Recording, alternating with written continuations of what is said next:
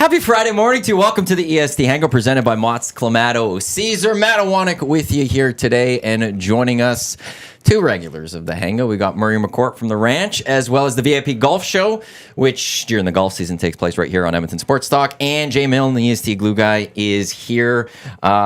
You've got the tan. I haven't seen you since Mexico. How was it out there? Oh, Mexico was fabulous. The weather was great. My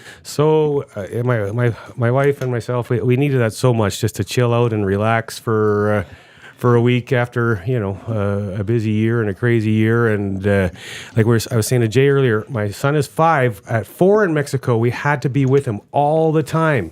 At 5, he just ran off into the pool and played with all the other kids, and so we could just chill out and read our books and drink some cocktails and have a great relaxing time. And that was a big difference in age, so it was a great time. You missed out on, it almost feels like it should have been this week. You're in Mexico with the weather here. Oh, man. Go from that really nice weather, get a nice week, and then all of a sudden, boom, it's cold spell in Edmonton. 29 when I was driving here this morning. It's not, it's still cold. It's almost over. I keep hearing this. After we got through the minus, whatever 40s, then it's a reprieve's coming in. I guess this technically is a reprieve. So Environment Canada right now says today minus 16 for a high, Saturday minus 13, Sunday minus 11, Monday minus 10. That's nice. That's tolerable. That's beautiful. That's tolerable, yeah. And then Tuesday, Wednesday is minus 4 each day. Sign me up. Well, let me text think Clausen. about it. Winter started so late. It almost just started, and I'm already done with it. Like, this is enough of this cold weather garbage. But here's what's nice about January. We're almost done January. Yeah, we're almost done winter. There's 2 more months. Yeah. And February, even though it's a little bit of a longer February this year, because we got that extra day. It's a shorter. It's a shorter month still. I mean, it's almost over. As a golf guy, it's got to make your, Wow. Yeah. Okay, Fingers actually, crossed, legs crossed. Is there enough snow, or do we need more snow? More do you think? snow, yeah, we do need more. Absolutely. And even I'm a little worried because we have so little snow now. When you don't have that insulation, when it gets to minus 40, right? Oh, do you guys tarp your greens? Yeah, absolutely. Yeah. Does anybody not anymore? Yes, there are people golf courses don't tarp that their greens. Mm-hmm, there is golf courses around that don't tarp their greens, and them more so. I'm a little nervous for what it might be for us. With I'm optimistic that we had enough snow cover, but man, those golf courses that don't tarp their greens, that is dangerous. What just happened? Now everybody knows. At least avid golfers or knows, hey, do you tarp your greens? Yes. Do you not tarp your? Oh, they don't tarp their. Can you explain to me exactly what the purpose is of tarping the greens? I mean, obviously that's your most prized possession on a golf course. I would say is your greens, right? Yeah. Is it just a protection? Right. Ultimately, it is an extra layer of insulation over and above the snow that's going to help protect the greens from things like minus 40 degrees, things like when you have a little bit of snow and then it warms up a little bit and becomes ice. Ice kills grass. Sure. So in your front yard, if you have freeze thaw, and you have a bunch of ice on your grass, that area of grass is going to be dead in the spring. It's just the way it works. So that's what tarping is that just a little extra layer of protection. Technology's come a long way. Like us and a lot of other golf courses, some golf courses have even a fancier technology than we do. We're actually blowing air underneath the tarp to keep things moving underneath there and whatnot. So technology's come a long way, as it has in everything. And knock on wood, us and everyone else will come out in good conditions in the spring, so all the golfers can enjoy some fabulous conditions. Do you walk the course during the winter just to check things? Make sure there's more. Do you guys shovel snow every so often? You got a snowmobile around, right? Well, I don't. What? Our superintendent actually lives on property now. We have 2 houses on property. So the ranch used to be nice. a ranch. That'd be so cool. So there's 2 houses on property that used to be farmhands' houses. So our assistant superintendent lives in one, and our superintendent lives in the other. So they're literally 10 steps to work every day. So then you don't need to be there in the winter and doing stuff like that. They're the experts. I wouldn't. Is there anything going on at the ranch today, this afternoon? Like, do you guys? Because I'd have to imagine it is a cost to say, okay, we're going to open up for lunch from 11 to 3 every day. So I know you don't have members there, so that our regulars can come out but is it not worth it? Absolutely not. Based on our location. Based on your location, for sure. So a lot of Friday afternoons. Well, there's a superintendent golf pro hockey thing that goes on. So that Friday afternoons, a bunch of our guys go and typically play in that, and others. We have a simulator indoors at the ranch that we don't let people come out and use. It's for the Tailor-Made Performance Center for people to get fit during the off season. But of course, we'll practice on it.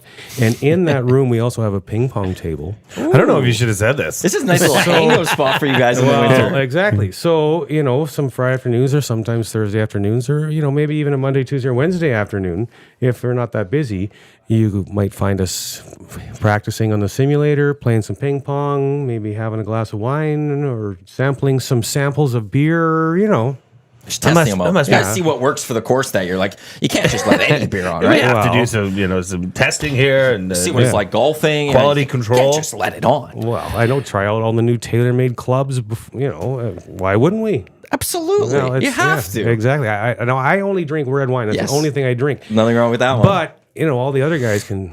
Well, you got to test the wines that you got there too. Exactly. Okay, this came in on the Nazi chat. Fish Tank said, "Wish I knew how to have golf course grass at my house." And I want to double down on that because we have a big yard.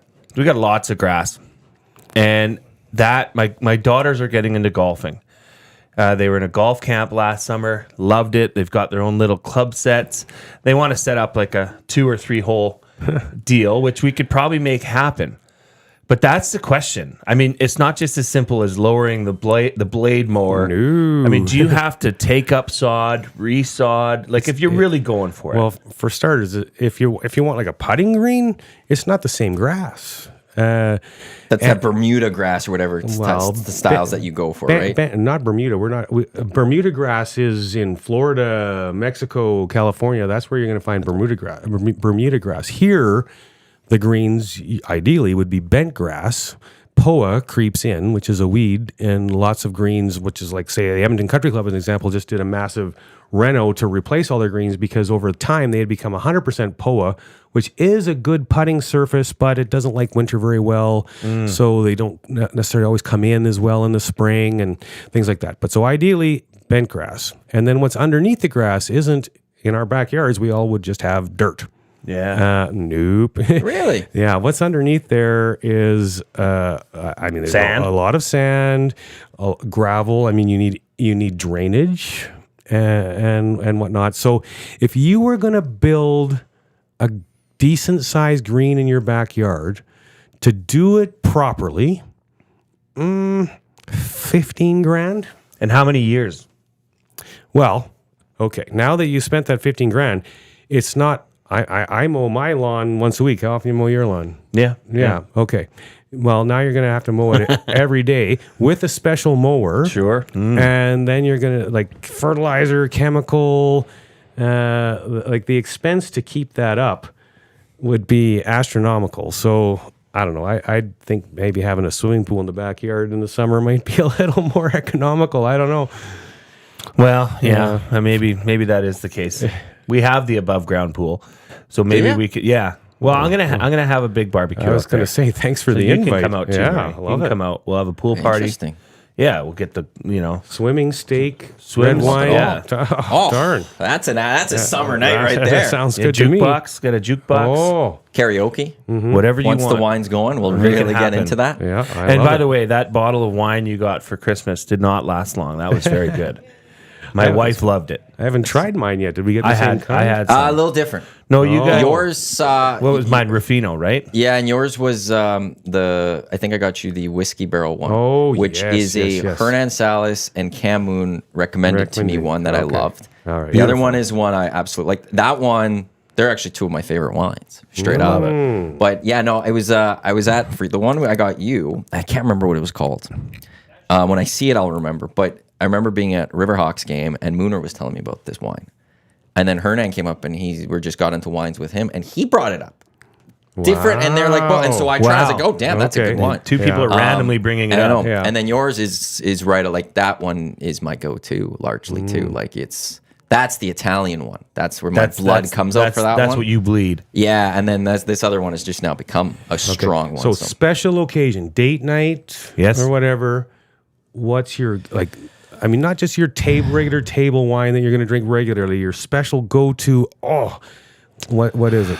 Honestly, and I think Matt and I are quite similar in this. Like we're cheap's the wrong word. I would say more frugal because I truly- Economically sound. Economically sound because wine you don't have to buy a $60 bottle of wine to have good wine. You can find some Absolutely. that are quite affordable. We Cab Sav, okay, bread and butter. Bread and butter is so good. I've never had that one. It's You've never darn had good. bread and butter? And Oh. it's $22. You can get it on sale Yeah. for $19.99. That's the key. Yeah. On sale price. I love the on sale price. And you go to some of these bigger stores, they always have the selection that is always on sale. You can usually find one of your 5 wines go-tos that is on sale. That's what Yeah. you need. You need to have that list of 5 Yeah. or 6. One is always going to be on sale. Yeah. There's the wine for the night. Well, I probably shouldn't maybe say this on air, but because we have a restaurant at the ranch, we buy direct from You got EDLC. you got the pricing. So I buy you have to buy by the case. You can't buy a bottle of There's this. nothing wrong with that. I'm in for So you cases. buy a case, and so for some of my friends and family, we okay, we're ordering this week. Order us being by Sunday. What's your order? By the case, and then the prices are a lot lot cheaper. Yeah, a lot cheaper. I got to try the one. I still have the picture I took, the one you brought in on the Hangout. Yeah. That's one I have to go look for and give that a try Well, because and- you and Gager were enjoying that day. Yes, another good I one. really wanted to. I caught onto this one at Jasper Park Lodge. It was their house wine 2 years ago. In a liquor store, it's $29.99 a bottle, called Sea Sun. It's a Pinot Noir from California. I like the Pinot Noirs. You like the Pinot Noirs? Yeah, I like a little red lighter. just in general. Yeah. For whites, they have to be dry. I don't like sweets. Right. I'm not a fan of those ones. You're not a Riesling guy. Not really, no. Like it needs to be a really dry white. Otherwise, just give me the reds. My mother-in-law enjoys a nice German Riesling. And it is nice. It's refreshing. But yeah, It's not going to be my go-to ever. Pinot Grigio. I could do that. Yeah. Yeah. JPL. Eric put me on this when we went there a few times. Is you get the smoked old fashioned. Yeah. They do the full Very smoking of the glass, and they even bring it out and present it to you and stuff. And it's worth the extra cash to get it smoked. Don't just order the old fashioned there. Make sure you get it smoked. Oh, Yeah. boy.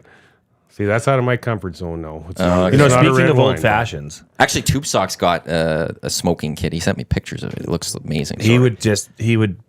Tube Socks is smoked old fashioned guy. Oh, If you're trying to put a picture up of somebody holding a smoked old fashioned, Tube Socks is the image. yeah, Yeah.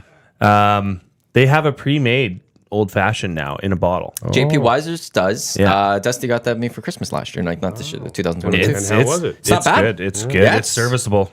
Like just pour it in a glass over ice. It's easy to, instead of having to make it, it's just done for you. It's very easy and it's simple. very, very foolproof. I'm a big old fashioned fan, actually. Yeah.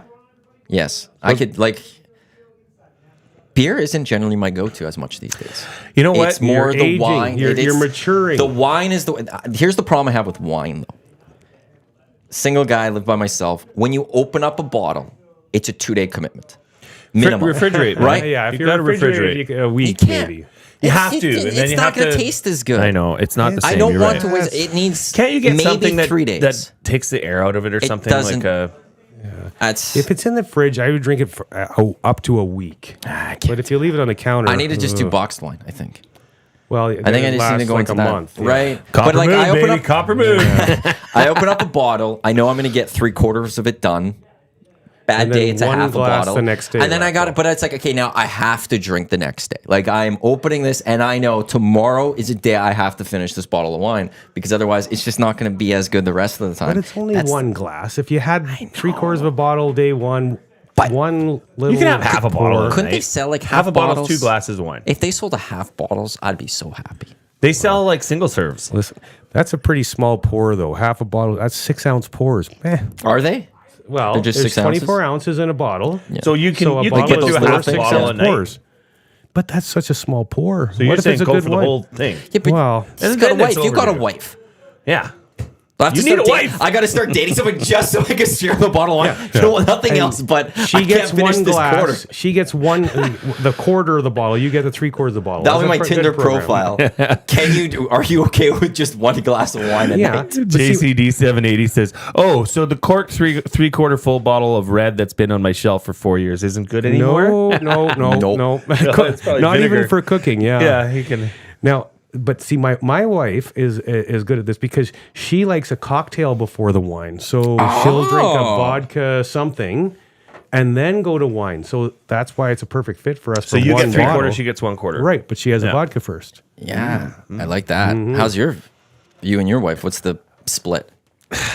We have bottles all over the place. But she tonight- likes the old fashioned. Okay, but tonight you open up a bottle. How much are you drinking? How much is she drinking? Well, it's Friday night. Now we have basketball tomorrow, so probably not. Like you can't. You could. Okay, You could polish on that a off. night where you don't have anything the next day, you I open would up say a bottle. if we open up a What's nice bottle of red, it would be most likely that it's going to be 50-50? it's going to be done. But yeah. like, what's the split? Like, Oh, you guys go shot drink for I like drink? I almost? like seltzers myself, so she might take Oh, so over. she's more of the wine. She's more the Murray in the relationship. I'm more Murray's wife in the relationship. So me, Murray, and her will go out for wine and we'll polish off a bunch of bottles. Yeah, Wow. yeah. I'm sure you guys can figure it out. I mean, because if you got nothing going on the next day and you want to have a little fun, I mean, one bottle between two people is Well, that's I mean, peanuts. It's peanuts. That's an appetizer. And the bottle, I can finish that bottle by myself at that point. Absolutely. So I'm good. Well, maybe today go get yourself a nice bottle of bread and butter, Cab Sav. Actually, you want to know And something? just- Or 'cause Pinot take it- Noir. take it either down. way. 'cause I'll either need, way, well, that I might need a peanut couple. Tomorrow I'll need some for the Ravens game, so it's... and to celebrate getting your This will come off, and Yes, this I get is- to this is start. exciting. Are you excited? I start Like- rehab. You know what got me excited about all this? Before I actually get there, I do have to say Josh Clausen gave me the weather forecast. He's saying it is back to -5-ish Wednesday or Thursday, maybe as early as Tuesday. So Can he and bump he's that up to confirming tomorrow? near zero for the end of the week.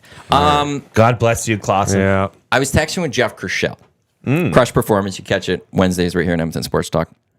For those that don't know Jeff Kershell, he had worked previous, like he's big into all of this stuff, but he was the strength and conditioning guy with the Jays, with the Elks. He knows what the hell he's talking about.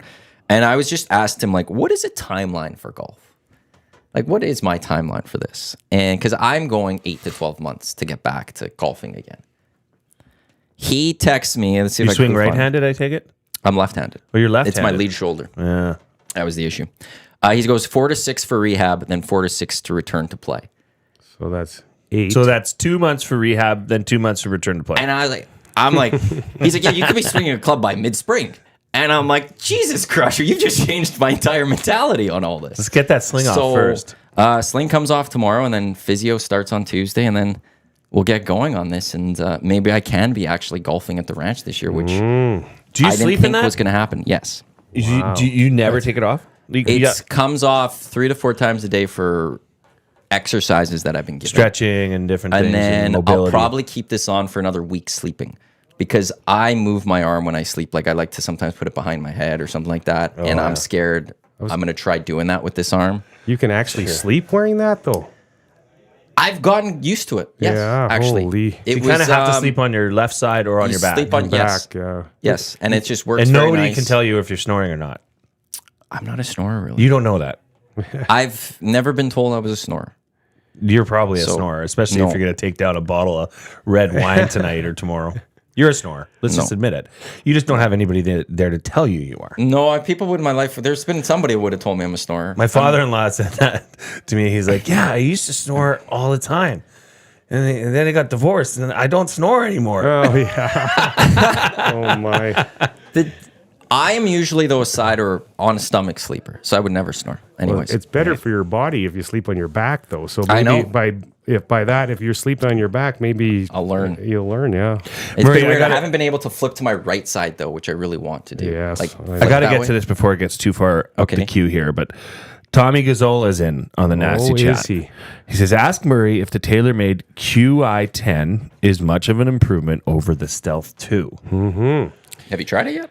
I haven't tried it yet, but I will be very soon as it gets into the TaylorMade Performance Center. It'll be the driver that I'm playing next year. And the big thing about it is that the way that the technology in that club is making it the straightest driver that's ever been designed. Do you think I can hit a straight drive with that driver? Well, I haven't seen you swing yet, but I mean, TaylorMade is just, to me, seems so far above the curve with the other, compared to the other manufacturers in the technology, and the first to, like that twist face technology, got the ball, straighter, and then the way they've designed their face makes it so the ball pops off there better than it does with other stuff. Other companies, they eventually catch up to TaylorMade, but in my opinion, TaylorMade is just ahead of it. And so Tommy G, now I have seen Tommy G hit a golf ball or two, and yes, that is a massive upgrade for Tommy G. He would hit it, I'm going to say, 7 yards further and quite a bit straighter. So now he's hitting at 198. Well, he's not that short. But I mean, he's not here to defend himself, I know, so we can really chirp. While he's not here, let's talk about it. Let's talk about his swing. How soon do you get the clubs? When's does that usually come in for you?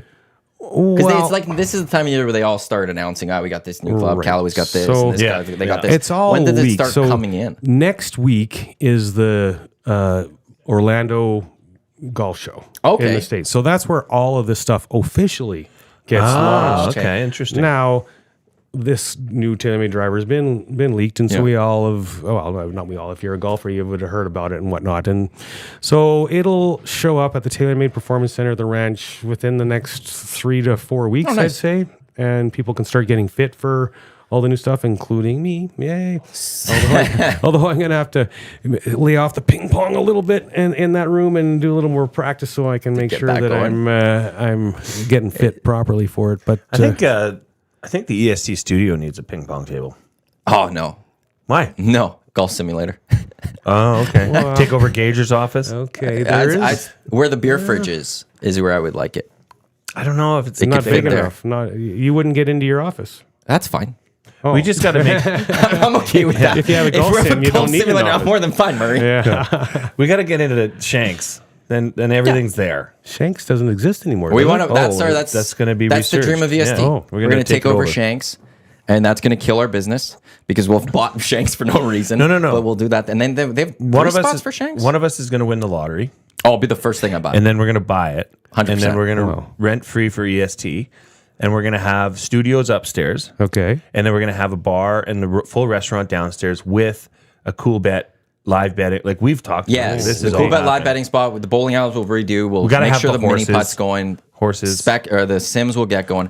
The arcades will stay, but I'm going to move them to another spot because what I would like to do is where the arcades generally are. And anyone that's been to Shanks knows as soon as you walk in the door, far right is where right, the arcade okay. is. Yeah. I'd tear that down and put a patio. So I'm starting to wonder though why you actually need a lottery to make this happen, because that building sat empty for a long time. I don't know who owns it, but I'm guessing it The wouldn't be reason be that is expensive to I'm get in assuming there. it's a lot to upkeep though because how God. big it is. Even the property taxes there alone are Because gonna that's be a big. massive spot. Like Shanks yeah. would have been full with like for a normal bar, but you walk in and it's still massively empty. Okay, but just think of the branding. Like, hey, I'm a marketing guy. Okay, Wouldn't it be something?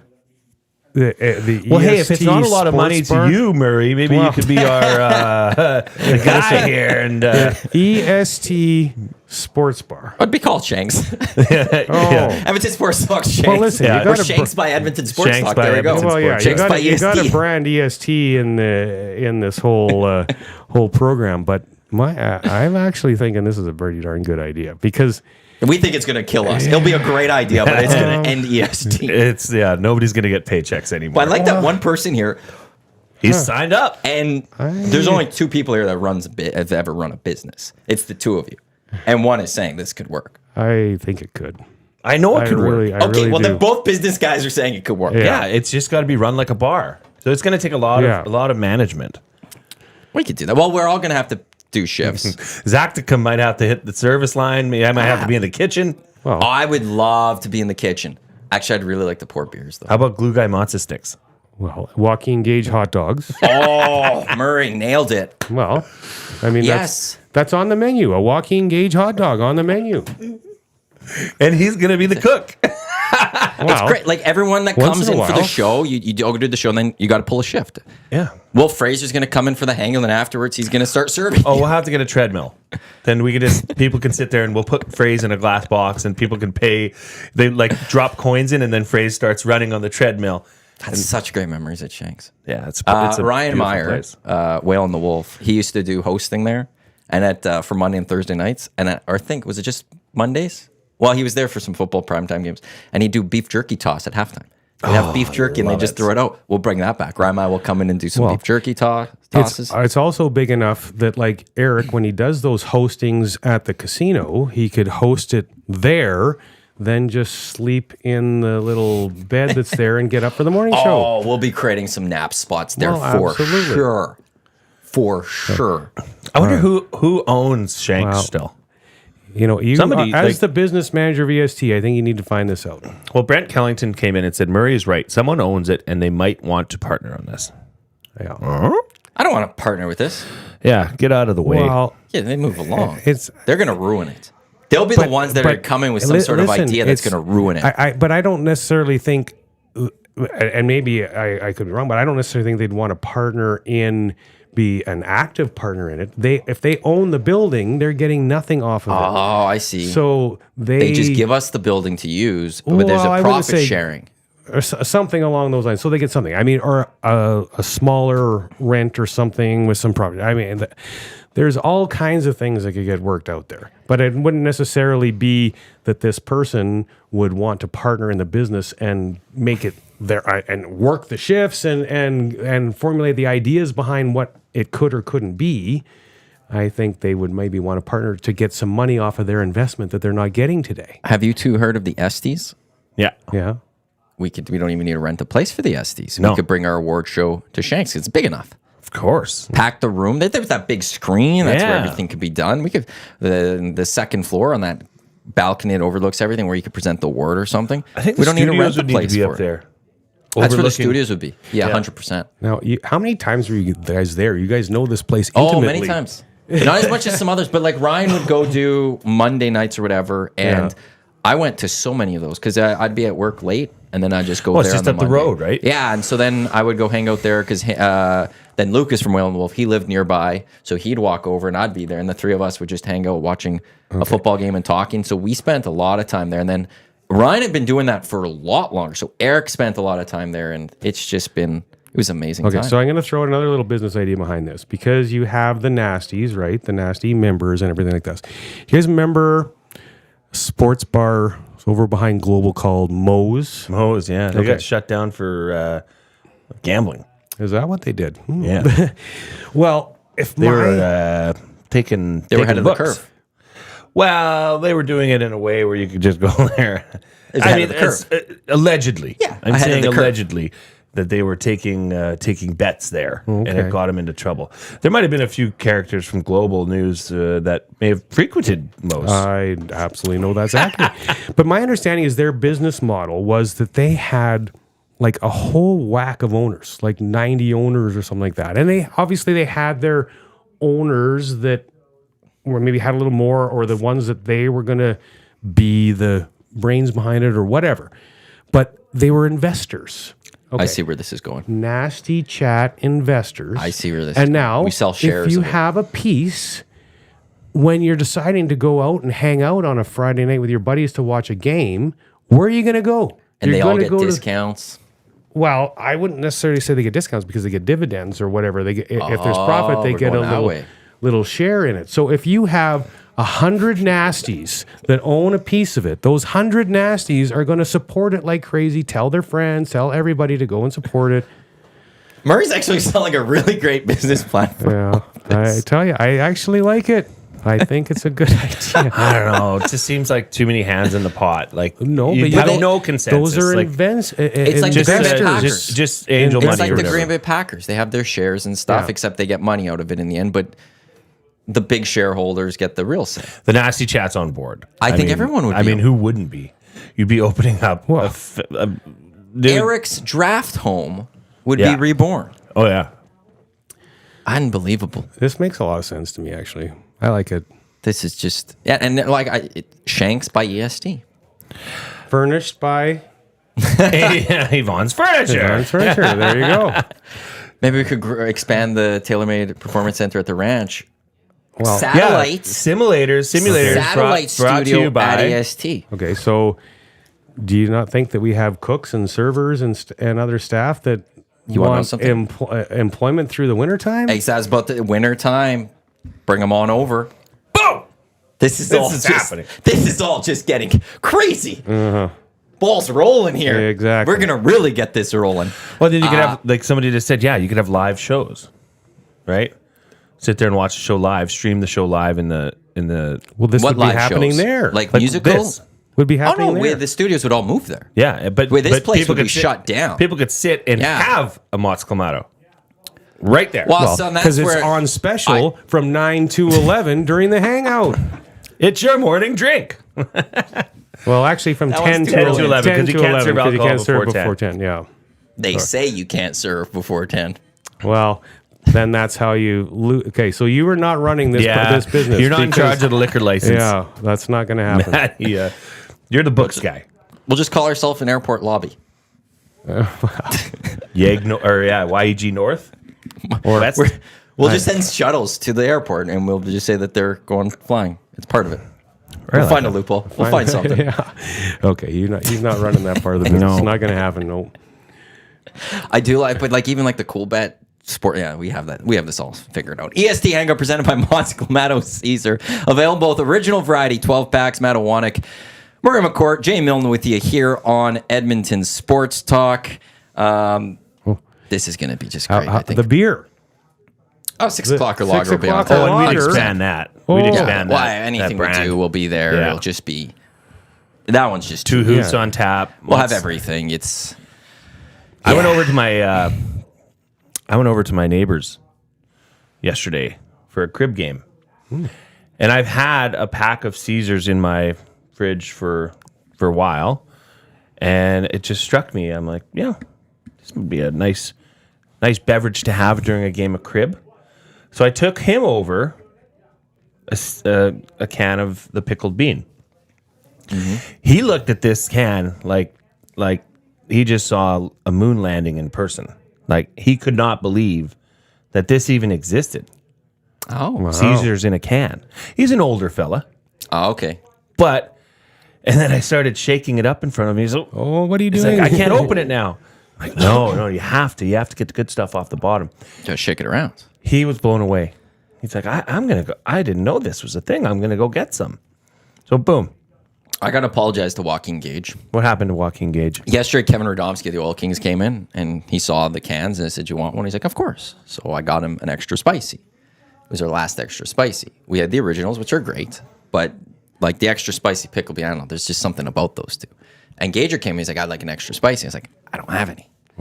So he got an original. I drank an original. And then yesterday I was restocking our fridge and there was a case of a blue Mott's Clamato box, which for this whole time I thought was the original. It's the mix pack. It was the variety pack. Yeah. And so now we had 4 more pickled bean and 4 more extra spicy.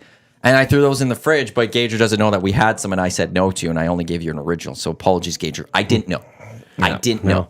I was actually like, I swore out loud, like in like a stunning, like how stunned I was. And Trev and Zach were like, "What's wrong?" I was like, "We have a pickled bean and extra spicy still here. How did we not know this?"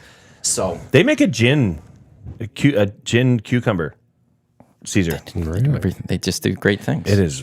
So Mott's Yummy. Clamato, I'll give them a plug too. So at the ranch, we have this drink called the Ranchata.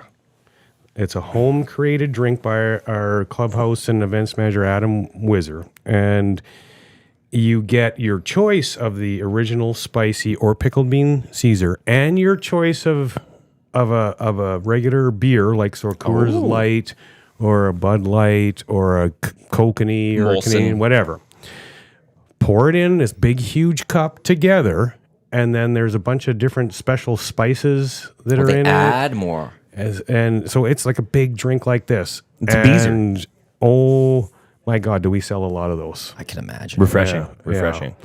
Yeah, I wouldn't touch it with a 1,000,000-foot Beer and pole, Caesars but pair it's- very well together. Like well, they work and well what together. what I've seen people do too is when the beer cart comes around, they'll top it up with a little more beer and just keep it going for the entire, like say 9 Oh, holes, that's then smart. get another one at the turn.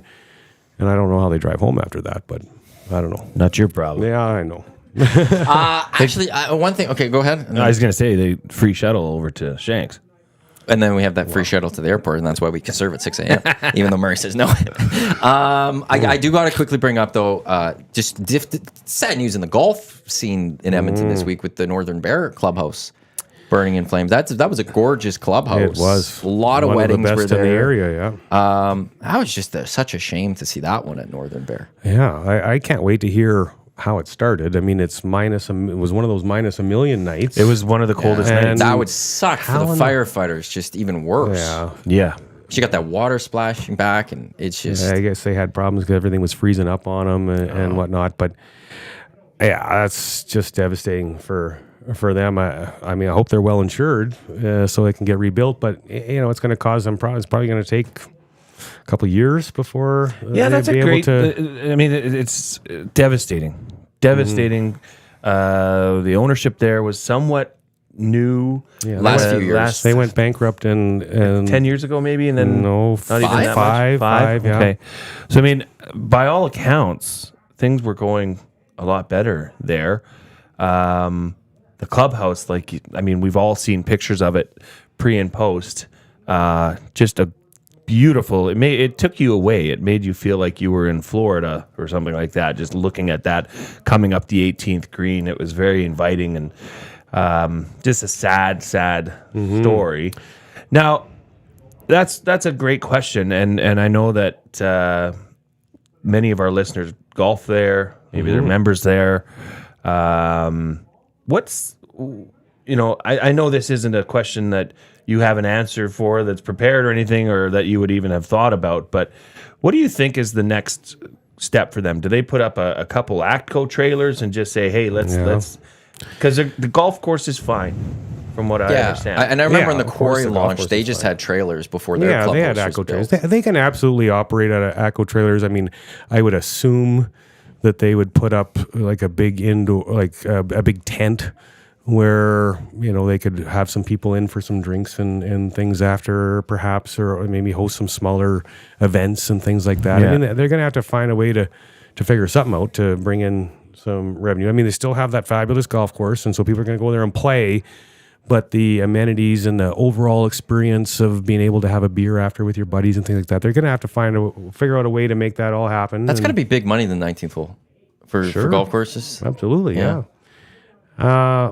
But like I said, I hope they're insured well and they can rebuild. And I mean, people love that golf course. It's a great golf course, and hopefully they'll be able to rebuild bigger and better than they were before, and they'll be able to carry on in a great way.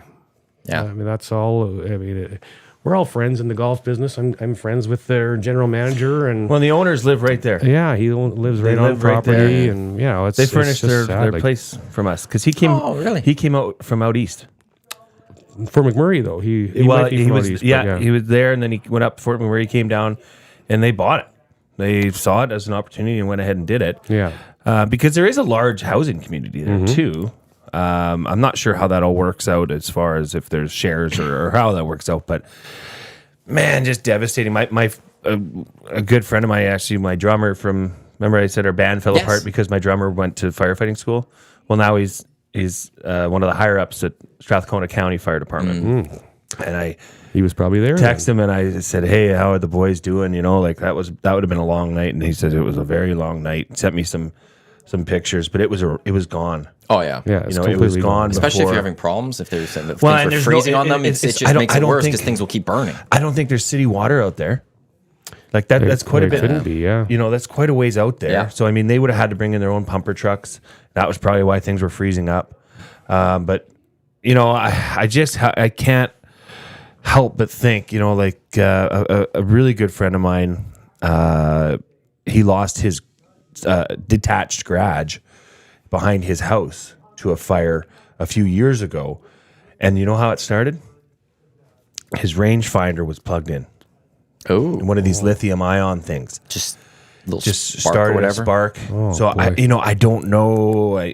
I mean, it's obviously It could be it anything. could be anything. Maybe they had So a many heater going things. in there or something to take the edge off. I don't know. Could have just been one electrical thing. All of a sudden, just went at one spot and boom. Or, And if it is along those lines, then you think about it. It's minus $1 million outside. The heaters the furnaces are working overtime, and who knows? But difficult to see.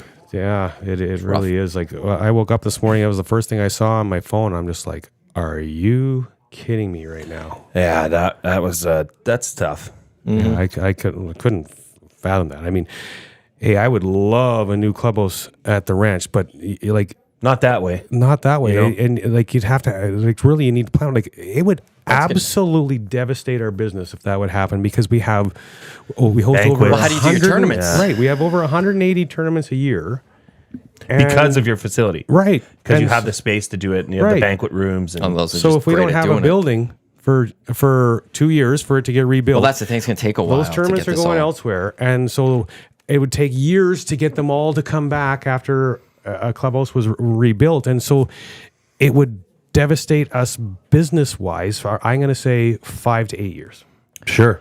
That makes sense. And then makes sense. they do so many weddings too in the Right. winter and stuff. And now those people are having to find places to get that money, Christmas and parties, and all of all that stuff. So, and then the trickle from that, if you don't have all like the 19th hole and everything like that, people aren't going to have their jobs because they're not going to be able to get paid. Because why do you need it's the just a big servers if you snowball. don't have anyone to serve anything, right? It's a snowball effect. just that terrible. is- none of it's positive. It's just a brutal situation that I hope they can battle their way through and come out the other end, better than they were before. That's all you can hope for. I want to get to football here, and I'm debating where to go with this one to start. But I'm going to go with the more difficult one for you, Murray. Let's get to movers and shakers. Brought to you by Marco Mike Realty, Realty One Group Insider. Looking to buy or sell?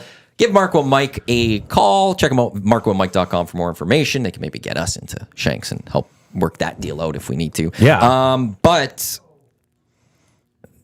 do you want to talk about the Cowboys game in full, or do we just look at should Mike McCarthy be the coach still of the Dallas He Cowboys? already is. They already announced I it. know. Like, is that the right move there? Dan Quinn should be the guy to go. That's That a very defense- bad defensive That performance. defense was deplorable. They didn't stop anyone all game, They basically. couldn't tackle anyone. Yeah. That was embarrassing. Are you a Cowboys fan? No, I'm a Commanders fan, so I'd love to see it. Okay, so you're happy about it, but yeah. So Hate the Cowboys, and Yeah. and you know what? Most people, I'm just unless you're a, ouch. are you a Cowboys fan? He's a cow. That's why I'm bringing it up. Ridiculously diehard That's why I'm Cowboys going fan. like this is the That negative. went Like right I have over to my bring head. in I'm like, straight up. Like, you're giving me body blows here, Jay. but like you keep it like that's. Yeah, but where was CD Lamb that game? Well, Where was Tony Paul? Where was anything? But their defense did not do anything. They started to move the ball. Did the Cowboys in the second half at the end of the first half and into the second half? They started to move the ball just to have Jordan Love and the March down the Packers field. march down the entire field and stuff it down their throats. And the long plays that they got touchdowns on were the tackling, the angles. This is like Adam football stuff we're talking here. These guys couldn't do it. It was like they were all out there, not wanting to put their bodies on the line. It was embarrassing. I'm so glad the Packers won that game because if the Cowboys I'm a somehow Commanders fan. came, hey, we have our own issues. I know, but I'm surprised you actually admit that, Commanders fan. yeah, there's not many of us. We're the few and the brave, I guess. But no, it was just a disgusting effort. Really, it was so Cowboys. Well, It was so Cowboys. How? Yeah, it's impossible to argue that. But Have the weight of the world on your shoulders and totally. and that's part of the band. problem. I think that's part of the problem is that the Dallas Cowboys are such America's team. You either love them or if you hate them, and That the division rival though on that one. because of the dynamic of what has happened with the Cowboys in the past and the pressure of that moment. I mean, that is really hard for. And yes, they're professional athletes, get paid bazillions of dollars, and they should be able to handle that, and they didn't. It was horrendous. Now that defense is an unbelievable defense that had a horrendous game. However, I'm going to say something about Dan Quinn is a fabulous defensive coordinator with one massive flaw. he cannot create, even with that ridiculously talented defense that the Cowboys have, cannot stop the West Coast offense. And so, because of that game, I actually think Dan Quinn might end up back as the defensive coordinator of the Cowboys because he's other teams are McCarthy's probably back, going to. Unless he gets a head coaching job. But that's what That ain't gonna happen. Are you? He's interviewing. He's been offered head coaching jobs the last 2 years and ended up not taking him. But right now, are you going to? If you watch that game as the Seattle Seahawks, do you not think maybe Mike Vrabel might be the better choice as your head coach over Dan Quinn? So, and maybe he will, but Dan Quinn can't stop the West Coast offense because San Francisco lit him up, Arizona lit him up, Green Bay lit him up. Okay. Who's the one that's the outlier there? Well, but they run the West Coast offense. I know, it's just funny hearing the So Cardinals. somehow, some way, if he's back as a defensive coordinator or the head coach of another team that's probably in charge of defense, he needs to look within himself and figure out a way to adjust his game planning for what a West Coast offense does. Says McCarthy, though, should he be staying? Because here's the thing that surprises me with this. Now, one, Jerry Jones doesn't move quick on coaches. Nope. If you look at his Historically not. history, he actually, when people think, you should make a change, he generally sticks with them and stuff. He With regrets firing Chan Gailey too early, way back when. And now he kept Jason Garrett for longer than he 4 years too long. So he is actually very loyal. People want to say Jerry Jones is this outspoken guy, but he doesn't fire coaches quick. But in an off season where you have the names of coaches that are out there, with Jim Harbaugh, Bill Belichick, even Pete Carroll, Mike Vrabel now is out there. Pete Carroll's 72 years and old. Belichick's that age too. too. But if you're Jerry Jones, well, one, like, you're older than him, so you don't have as many years left, like, just in general, and you're trying to win now. You don't care about 5 years from now. But I'm just surprised Jerry Jones is not looking for the splash. None of those names really excite me very much. No? Because Jim Bill Harbaugh, I don't know if he said Belichick, Pete Carroll, they're 70-something years old. I mean, you look at the coaches that have been a little more successful lately for the most part. They're much younger than that. And there's a new way of playing football. So Vrabel or Harbaugh? Wow.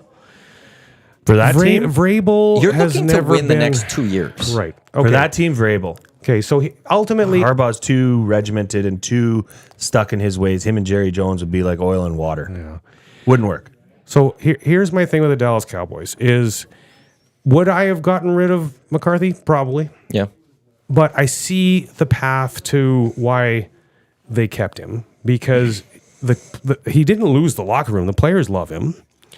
Players love Dan Quinn too. But so they need to make some changes and improvements in how they prepare the players to play, because that team is so uber talented. It's unbelievable. And we lost Trayvon Diggs all year. We have arguably the two of the top 5 cornerbacks in the league next year when we're healthy. I mean, you don't throw the ball in the Dallas Cowboys. You just don't, or you're going to get intercepted all the time. But okay.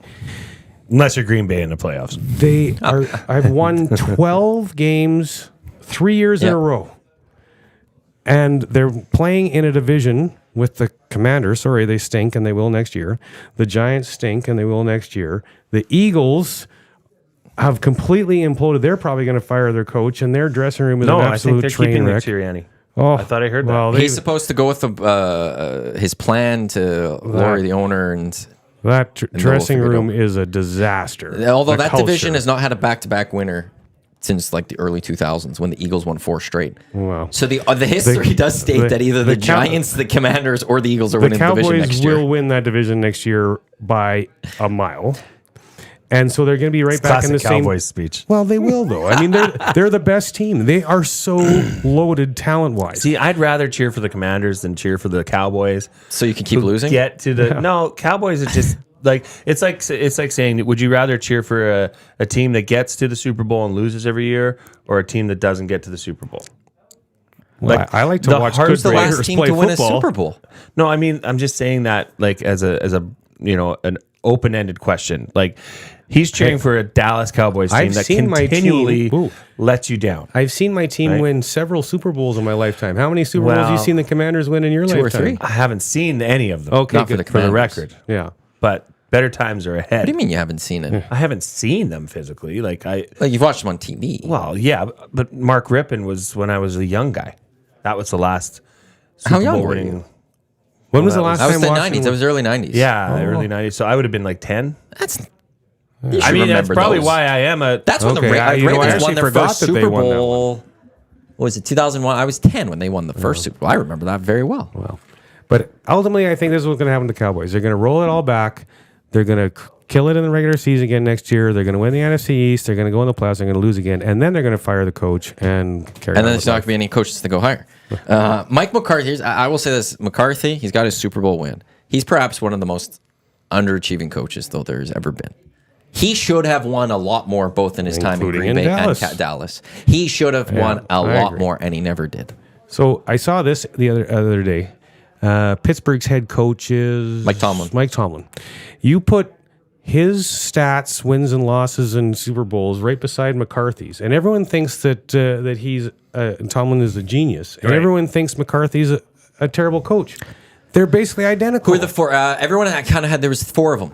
McCarthy, Tomlin, Harbaugh, and there was one more coach. I can't remember who it was. Had almost identical records with, and this, maybe it was Pete Carroll, potentially. Maybe it's not. The difference is, with McCarthy at least, he had Aaron Rodgers. Sure. Well, now he has Dak Right? Prescott. Like, and then you go to Dak Prescott, and he hasn't won as much. Whereas Tomlin, Do you two honestly Super think Bowl that? appearances. I think it's two Super Bowl appearances. Well, absolutely. And Let's go there. it's- Do you actually think Dak Prescott can take you to win a Super Bowl? He is darn good. Now He's very good. Is he Patrick Mahomes? No. Is he Josh Allen? No. Those two guys Josh are Allen's probably never done it. probably the only two guys Yeah. in the NFL that I feel are really that elite quarterback that can just take the team on their back and win by themselves. Nobody else is. But if you take and Dak Prescott gets so much flack because he's the quarterback of the Dallas Cowboys. But if you put his stats, take away those two guys, put his stats up against any other quarterback in the league, and Dax is better. Is he the third best quarterback in the league? He's. If someone says he's not top 8 in the league, they need to pay attention. They don't know what they're I don't talking think anybody about. would say that. Lots of people do. You Based can't on be top 8. Like, based there's, on the resume. I don't think you can name 8 better quarterbacks than Dak. I'm just saying think that yeah. They're crazy, mentality man. to Exactly. get that team to the top level. You know, does that team have that? I don't know. I don't think Mike McCarthy has as a coach. I don't I don't know- think I don't he. know I that- think he has I don't know proven that it the time and time organization again. has it right now. But he's done it in 2 locations that, if the Cowboys are going to do it, they need to get a coach that can do it. And I don't think McCarthy is that guy. Like, this would have been an offseason. If Sean Payton was there, he would have moved into that spot. If he didn't go to the Broncos last year, this year I think they would have made that move because for years, That Jerry was Jones has speculated, watched Sean Payton and wanted Sean Payton. it's But I like was just his another surprised son, in a yeah. year like Bill Belichick was never going to go to Cowboys. Him and Jerry would never work. Can't. That I think we all like, and no one could say that. But like, Bill Belichick would be able to work for Jerry Jones. Maybe not Jim Harbaugh, but I think Pete Carroll would be perfect for that team. I think he would be a guy that would, you give him the players, you give him that defense, that's he can take him to that next level. I don't think Mike McCarthy has that. And if Dan Quinn does get a head coaching job, I can't wait to see who they hire as a defensive coordinator, because they're probably going to go out and get a Leslie Frazier or somebody like that, where, man, the guy, Cleveland Browns guy, their defense was terrible a year ago. can't believe they go and hire a new defensive coordinator, and instantaneously they became arguably the best defense in the league. Like, if you get a guy, a young whippersnipper that sees modern NFL to come in with that defense, oh my gosh. The Browns fired their OC after a year where they had so many different QBs, and Joe Flacco came in and they did really well. I know they had a poor playoff game. I have no idea why the Browns were firing their offensive coordinator when they went through, I think, 4 QBs, and Joe Flacco ended up looking elite again. You never know what goes on behind closed doors. That one is a Yeah. weird one to me. I'm just going to throw that out there. We'll see what happens this week in the playoffs, though. Lars said on Ravens. the chat, Josh Allen hasn't won squat either, glue guy. They're the NFL version of the Leafs. The Cowboys are. No, he's saying the Bills. No, the Cowboys are, because because the comparison is how big they are. The Bills aren't big. The Cowboys are America's team. There's a reason. There's a reason NBC wants them on primetime all the exactly, time, and 'cause- Fox wants them on primetime all the time. It's the same as why the Leafs are always on 5 o'clock on Saturday night. They also have that history right now of not winning. Now the Cowboys have won much more recent. Buffalo than Bills the 3 Leafs. years in a row. But that's Well, not yeah, I was as, just gonna say, you're getting to that point. but with it's the Bills not as well. as that the Bills aren't as sexy.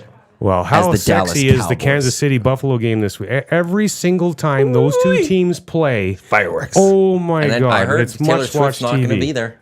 Oh man, I can't gonna wait be for there. that. Who cares? Apparently she's not. Just don't show her every. Josh 10 Allen seconds. needs this win big time. Yes, Here's he the question. does. I think he's gonna This get is the it, question too. we had. 3 questions too many on the morning Huge. show today. Which quarterback? It was which player, but really you're going to look at the quarterbacks here. But which player this weekend in the playoffs has the most pressure on them to get the win? Oh, I think it's got to be Josh Allen. I still would say, I would take Josh Allen over Lamar Jackson. Well, Lamar Jackson Lamar better not lose that Can, game. but like there is a What about narrative Brock Purdy? around a game. Who? Brock Purdy. There's not as much I expectation don't there. think Like so. Lamar, there's playoff questions around him, but in the end, he's going to have 2 MVPs after this season. I think he'll have his second this year. He's got something in the trophy case. Josh Allen has nothing. He doesn't have the MVPs. He needs to go get some. I sort want of, the Bills to win this weekend to Yes. get over that. I agree. I think the average fan would say that. Unless you're a Bills fan or a KC fan, if you're just a impartial fan, yeah. like we are, we have our own teams. I think you're rooting for Josh Allen to get over the hump, to get over the, Patrick Mahomes curse and get through to the next stage. Now, I'm in. does that scare you? Who do you want to see? I have no idea what the boys are hammering right now. Sorry. Because We're hearing hammering, and I have no idea what the boys are hammering. And it concerns me mightily that I'm sitting here and Dustin has a hammer in his hand, or someone does, and I don't trust it at all. I don't know, but this sounds like there's a lot They're of people out giggling, there. and this isn't good. There it is again. Uh-oh. Oh, maybe Norman at Combine's here. Not me. Norman and Combines put it. I called Okay. it. Oh, I did. Somebody who knows what they're doing has the know. hammer in their Okay. hand. I know. Thank God.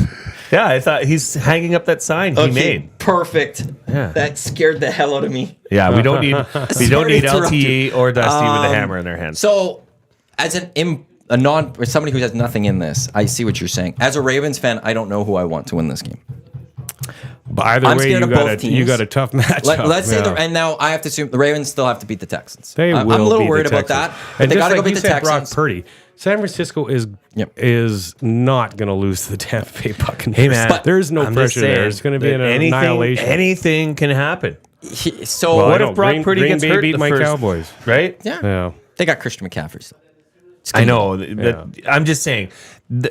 There is a That's the a team- NFC. The 49ers are in the Super Bowl. The 49ers, they showed it last year. Brock Purdy can get hurt. The next 2 quarterbacks will be fine because they're a system, not a QB team.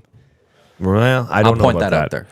But for the Ravens, so let's assume they beat the Texans. I don't want to jump ahead, but for this, we'll assume. I don't want to. I think that's a fair assumption. I don't think. I think those teams match up so differently. I think the Ravens are going to slow Let's stop play them. saying these. No, I think you're fine. Honestly, So who do I want the Ravens to be? Patrick Mahomes in the playoffs is always going to scare me. Always going to scare me. And Andy Reid in the playoffs, it's always going to scare me. I know they don't look like the Chiefs that have been the last few years, but it's still the Chiefs. Any of and those until teams, I see either them of them knocked scare out, you. they're going to absolutely terrify me. Their odds on Coolbet are like plus 330 or something to win the AFC. I think that's unbelievable odds to take a team that could absolutely go to the Super Bowl and win it still. The Bills, they scare me because they're Josh Allen's running, solid football team. Mm-hmm. I wanted them to miss the playoffs so that everyone in Right. the AFC wouldn't have to see them. It was one of those I wanted them knocked out so I don't have to worry about them. But the one thing I see about the Bills as a Ravens fan is, could that be their Super Bowl, the Bills, this weekend? They go beat the Chiefs at home. They feel so good. They knock them down. And then there's that emotional letdown going to Baltimore, and the Baltimore Ravens can capitalize on that. Is there the emotional factor of playing the Bills and you could catch them? Or are the Bills going to feel really good about that they beat the Chiefs and go, this is our year? And there's no stopping them at that point. So How do you know? I don't have an answer here. my problem for you as a Ravens fan is that the Bills are the hottest team in the NFL right now. I want to Packers. disagree with that.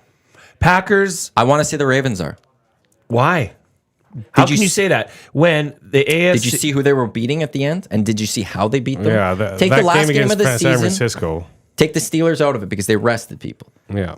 The week before, dominated the Dolphins. Now I know, we've seen everything with but Dolphins. you take out week the last- before that, 49ers. I know. Dominated. dominated. The Bills have played in Destroyed meaningful them. games ever since the So were third the of the- Ravens. No, they haven't. They were going for number one in the AFC. They took the last game of this regular season off. They was the had a last bye game. week. They did not play last week.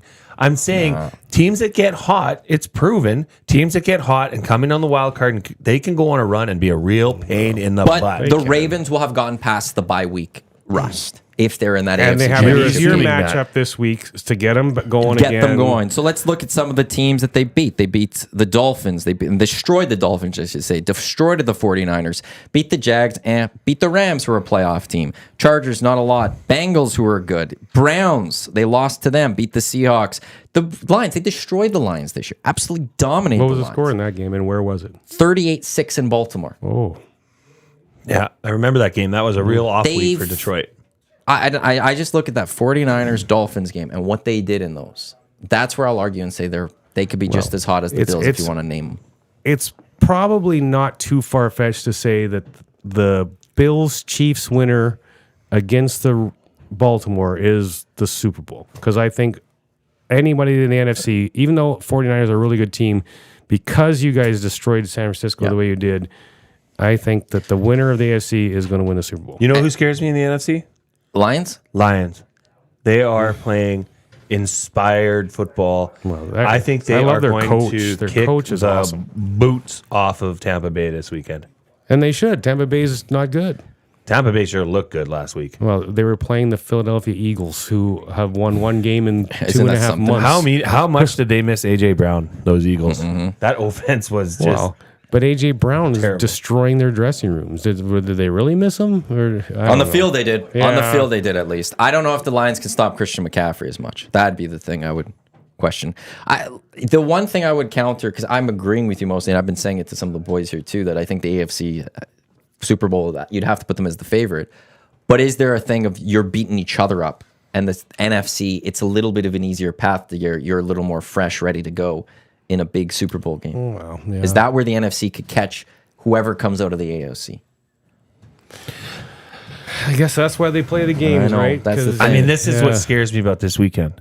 Ravens are a 9.5 point favorite. I'm so glad they're that the gonna first game of the throttle weekend. I'm not going to lie to you. So I could 49ers just are a either be 9.5 miserable all point weekend, favorite. or the pressure's off. I'm Lions done. are a 6.5 point favorite, and the Bills are a 3 point favorite. One of those 9.5 games is going to be won by the other team. Oh boy, if it is, it's, Or one of those first three games: I don't think Houston, so. Baltimore, Green Bay, San Fran, Tampa Bay, Detroit. I think they're all blowouts. I Just think as one's they- a cover, but I don't think they're all. I don't think one wins. I don't think so either. I just love playoff football. It's such Wow. an exciting time. Not as good last weekend, entertainment wise. Well, No, exactly. there was a few. But hopefully duds. this weekend that picks up. And football's now over because the Cowboys are out. So You don't watch out now. what time is the Kansas City? That's the Buffalo? 6:20. 4:30. That's the Sunday night football. It's 4:30. 4:30 on 4:30. on Saturday or Sunday.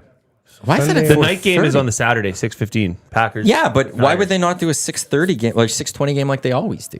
I think they're trying to do a morning afternoon game-ish, which I don't. I would rather a night game, but 4:30. I'll you're right. probably watch the KC Buffalo game, and that'll be the only game I It's a watch. little too on the early for me. weekend. I will be watching all of them.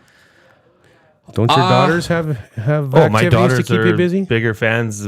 They're just as big as me. I'm not Oh, watching wow. Bucks lines. I can tell you that right now. No, absolutely I can not. skip that one easily. My oldest daughter's watch a the other Bills ones. fan. My middle daughter's a Chiefs fan, and my youngest daughter, she's still finding her way. Bills, two of them Wow, are you- one's you Bills, haven't one's a warped Chiefs him fan. They've been watching for like 2 years. so- Okay, but like, is there beef between them? there will there be beef? There will be come Sunday.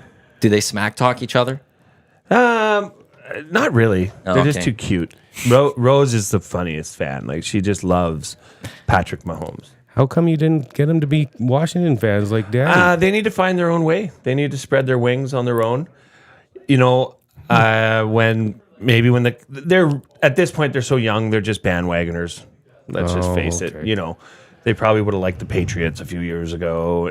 You know, I'm just happy that we all They could watch football. like I'll watching watch football. Like they know how to turn on the zone and get red zone set up with the 4 different screens going, and they know they like it. It's You've awesome. trained them well.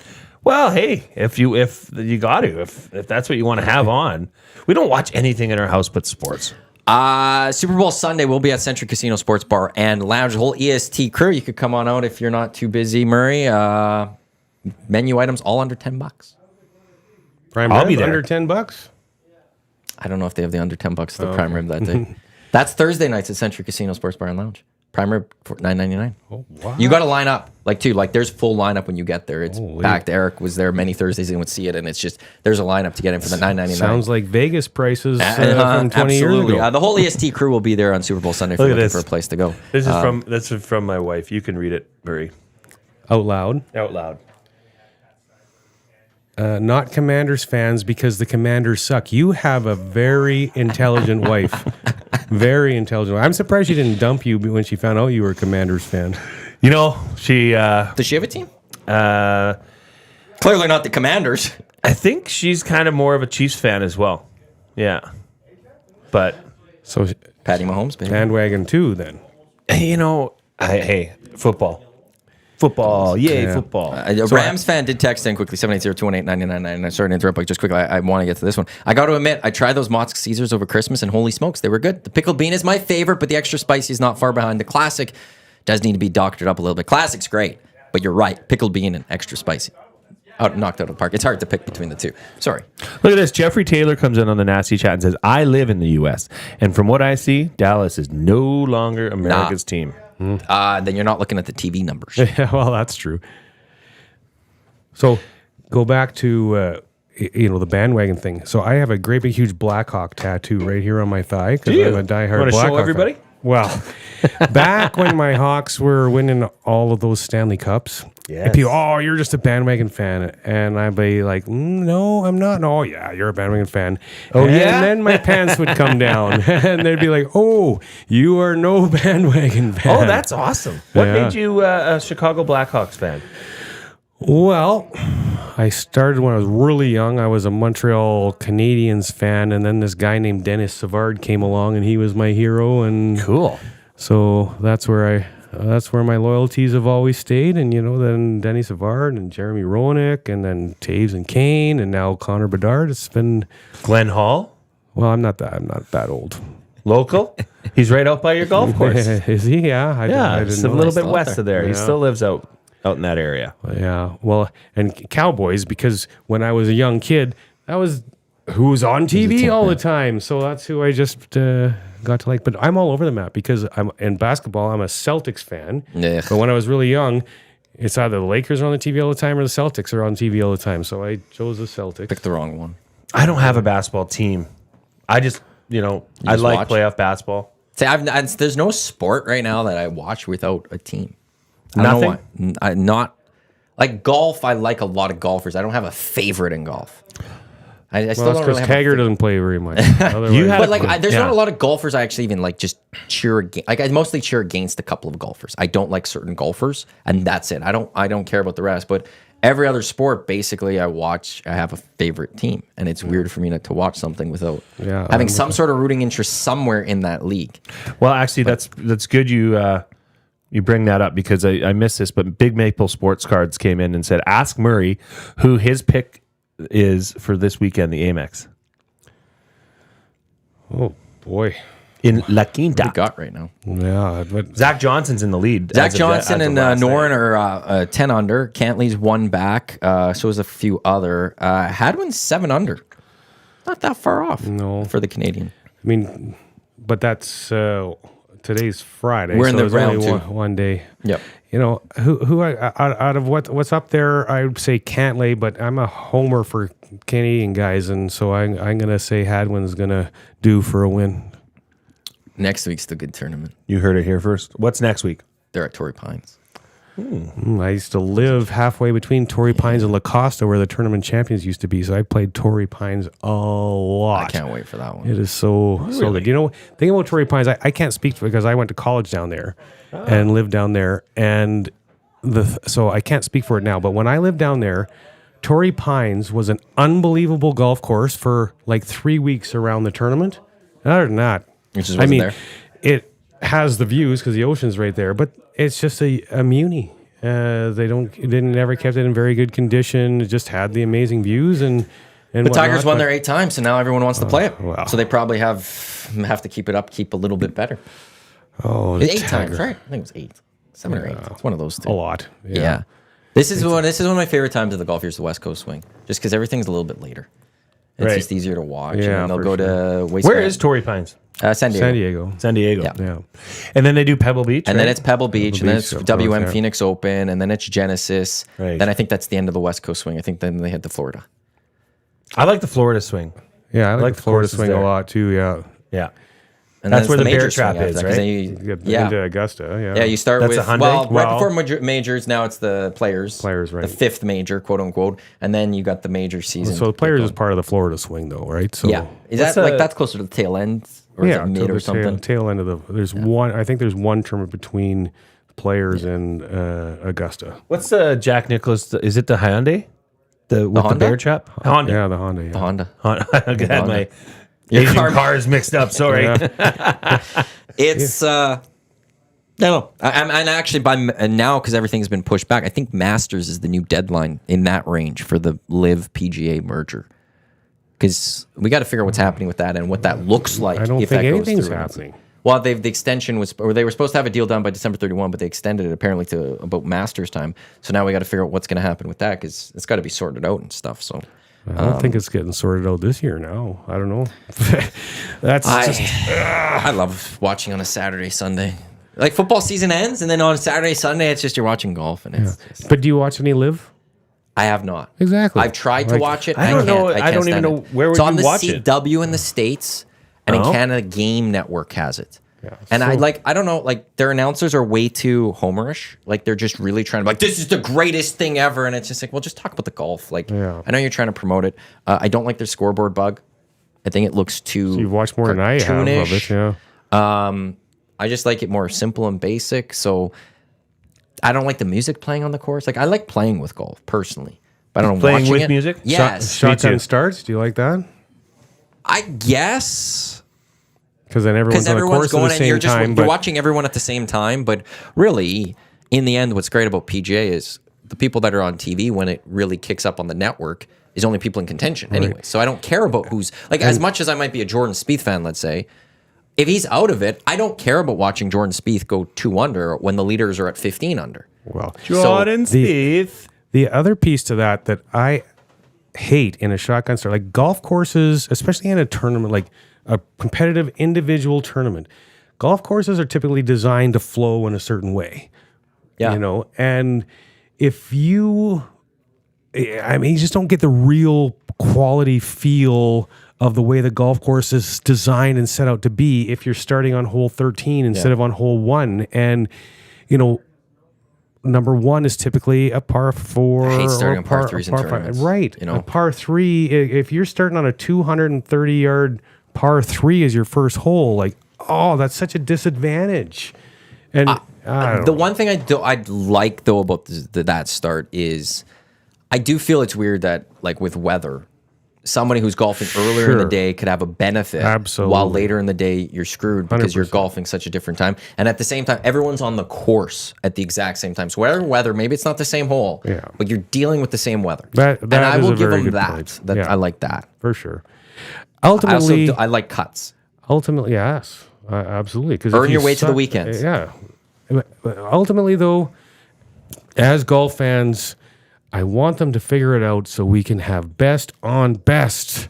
And Enough. that's where the majors are going to do great now.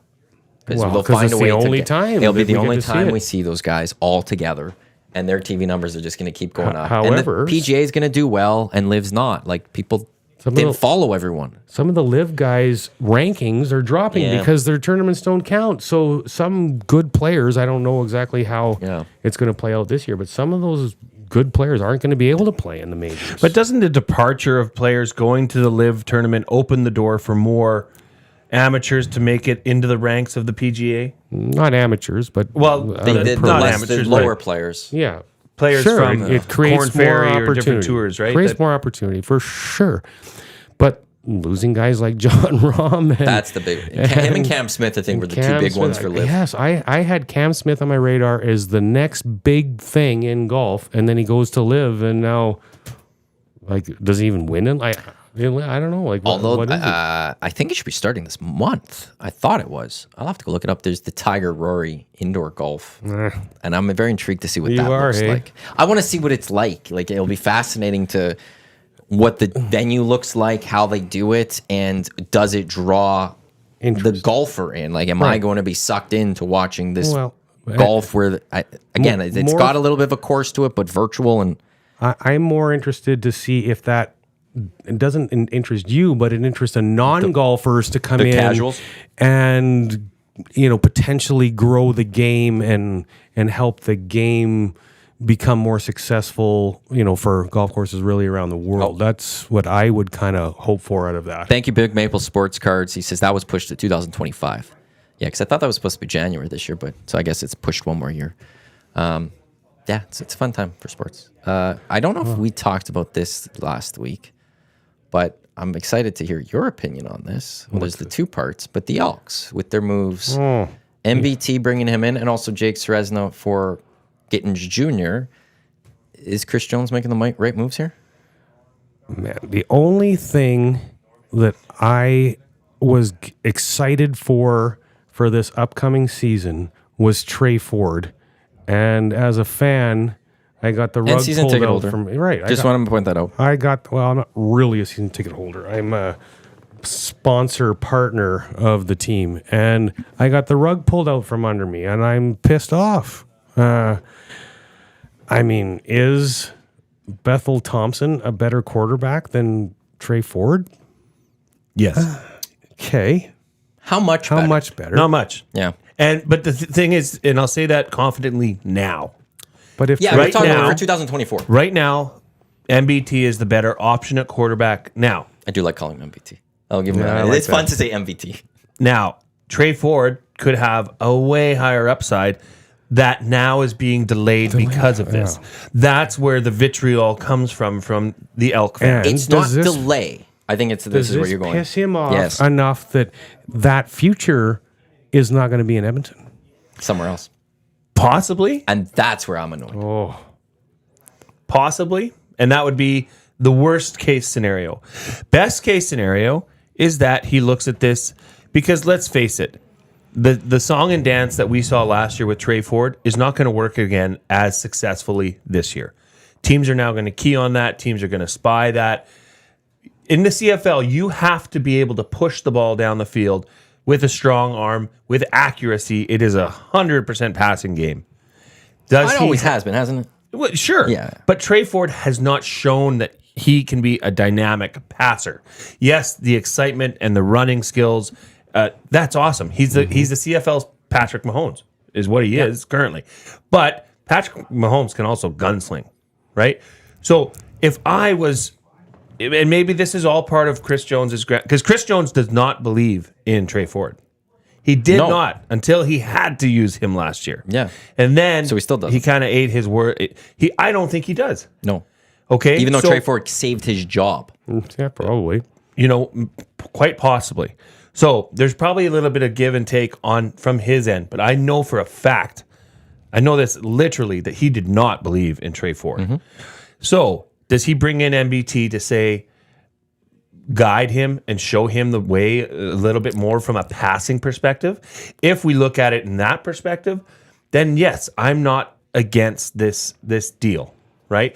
The one that really stinks is getting rid of Ceresna, who was by far your top interior defensive lineman, and replace it. I get what you're doing, okay, but that was an established rusher, now gone. You're bringing in a wide receiver who was on the morning show this morning, and that is a guy that MBT likes. He's an he's a great player. He called him Mac. MDT sounds better, but he was calling him Mac. I was listening to that. He's a Mac. Great player. I don't want to, great player. I feel bad for he had 400 yards last year. But here's the thing. Buddy, the year before with MBT, 1,100 yards, 5 touchdowns. Last year got hurt. Chad Kelly never looked his way. So like he could be solid ratio buster, but Well, he's a Canadian, which it changes everything. Trey right? Ford But- is a Canadian too. you Is don't that get the a ratio on the buster? Canadian and the You QB. don't? No. Oh, okay, I didn't know that. which is it makes no sense. Doesn't make it. You should get double. That should count for a couple or something. Yeah, agree. it should really. But it's Here's the thing. we saw last year you can't just spend on your receivers. No. And now we're back to still seeing the Elks spending on receivers. They didn't lose money necessarily on the receiver outside of the fact that they restructured Dylan Mitchell's deal, so I don't know how that fully. This goes back to something I mentioned on this show a while ago. Is the turnover in the CFL? Is the superstars leaving constantly and never growing roots with one team? Yeah, that sucks. Right? But guess what? There's another Jake Ceresna out there that's going to be a lot cheaper. And if you're talking about somebody that can go and find quality talent from south of the border, Chris Jones can. He's proven that. Now, Lately? it's not going to be, no, not lately, but he's only been here for what? A short time now, right? I think if the buy-in comes from the team, the moves that he's making now are going to pay off. I think it's easier to find an interior defensive lineman like a Ceresna and replace him than it is what he's already done on the offensive side of the ball. Where I will, then this is where we just don't know everything in the CFL, and it's a mistake that the CFL doesn't let us know some of these things. I don't know where the cap situation is for the Elks right now. So things might change in Feb 13 in my mind. But they didn't fix the spots they need to fix on the offense. The number one spot they needed to go fix in the offense was the offensive line. And what did they do? They got rid of one receiver and brought another receiver in. Took the starting quarterback that won them games last year, benched him, and brought in another quarterback, and have done nothing to address that offensive line. They do have number one overall pick in the CFL draft, though. So you got to think that might be a plug-and-play offensive lineman. I don't know that. If it's an interior guy on the O-line, it can be. If it's a center, but that's where Well, it won't be center because you got Cordy. Well, I know, Cordy's but your it center. could be a guard. But that's where their strengths are right now. Currently, is at the center and guard positions. It's their tackles, which is, predominantly an American position that you have to have come in. There's not. I don't think there's any. Well, there's not many Canadian-born tackles that are starting in the CFL. That is where you need to focus on. I don't know that you're going to get that through the draft. You're absolutely going to get the top offensive lineman. For sure, and that would be an interior plug-and-play guy. Or is it? I don't know the drive. I haven't looked at it yet, but maybe there's a plug-and-play defensive tackle there that they're eyeing up. Yeah, defensive tackle, interior defensive lineman is it can be a split Canadian Who did international they position. draft number 2 overall last year? He played a little bit, and I thought I saw that they just re-signed him, and I think maybe they're expecting. Oh, that was the linebacker from the Carabins, I think, wasn't it? Yes. Yeah. I can't remember his name right now. Broderick? Yes, Matthew Broderick. That's right. That's who it So, is there some pretty Michael Broderick, linebacker from Michael Montreal. Broderick. Is there some pretty big expectations Like on him Keller. to come in and be an impact player this year at all? Potentially, maybe because they did release Adam Konar. Right. So maybe they do have some hope that he could fill can fill in Konar's there. ratio unless they're looking to move the ratio somewhere else. But still, here's where I'll just back to the MBT part of this though is if you can't fix that offensive line, at least with Trey Ford, He can move. he can yeah. escape from that pressure. And I know that they can't just have him scrambling and all that, but I'd rather him scrambling than watching McLeod Bethel Thompson get sacked because the O-lines can't do anything. And that's where I think And he It- cannot scramble. well, and that's where the Ceresna deal just surprised me. Was I get you're wanting to bring in somebody McLeod Bethel Thompson knows, but Eugene Lewis could play with any quarterback. Let's just be real. You just have to throw him the ball. He's going to find a way to catch it. You got Dylan Mitchell. I really like Kyron Moore. I thought he was a great receiver for this he team did last well, year, and he yeah. could do some returns.